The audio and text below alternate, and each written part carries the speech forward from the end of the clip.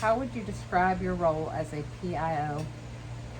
A PIO is a public information officer, and I would communicate incidences with the public to build trust and ensure that we have a good working relationship and they understand the necessity for what we require.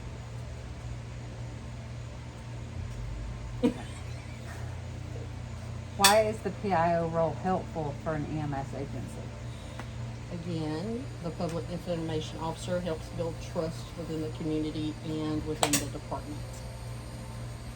That's all they do.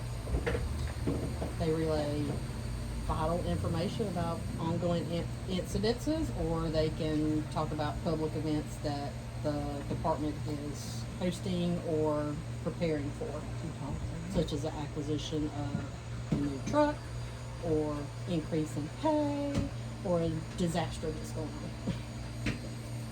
What is the importance of maintaining a positive image in the community? Once again, it comes back to trust. If you do not have a positive image, the community does not trust you. And they will be less willing to trust you as a service as a whole. How would you describe your policy for handling media requests? Considering Emmanuel doesn't have one, I would reflect, we would put one in place that would limit to what you can post negatively about the service, negatively post about what you can project about a call, or limit the information that is provided and make sure that all regulations, FCA, the federal, what is that? The Federal Communications Act.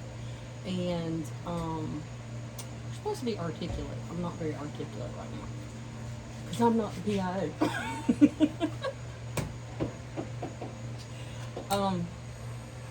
HIPAA laws. Make sure no violations have been occurred. Because if we're promoting negative information, nobody wants to work for a negative company. What types of incidents often attract media attention? Mass casualty disasters such as fires, massive wrecks, anything that can shut down a business, a highway, a school zone, shootings, even public images as festivals and stuff. We've been discussed what's going on with them, major sporting events, races, anything basically can apply to having a public information officer relay information about what's going on in the community. Safety drills, public education, and so forth. What types of information and details can you share with the community? Nothing that compromises the service, a ongoing investigation, or violates HIPAA law. If I'm discussing a case or an incident and it has relative information that needs to be protected, I cannot share that information with you. What types of information are considered confrontational and cannot be shared, and why? Confidential. You just asked the question.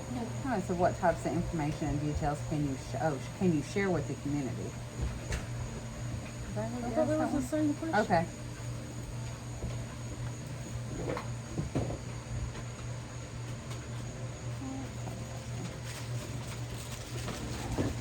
It's basically the same question. The information shared is, I can share status updates on the call. Again, nothing that compromises an ongoing investigation. But enough information to pertain relevance to the case. For example, if a autistic child is missing, I can't provide details about his history, medical care, or anything like that, but I can provide that he's autistic, where he was last seen, and what he was last wearing. What recommendations do you have for journalists working with PIOs? Know your laws, know what you can ask. Be aware that there is who the public information officer is, and that that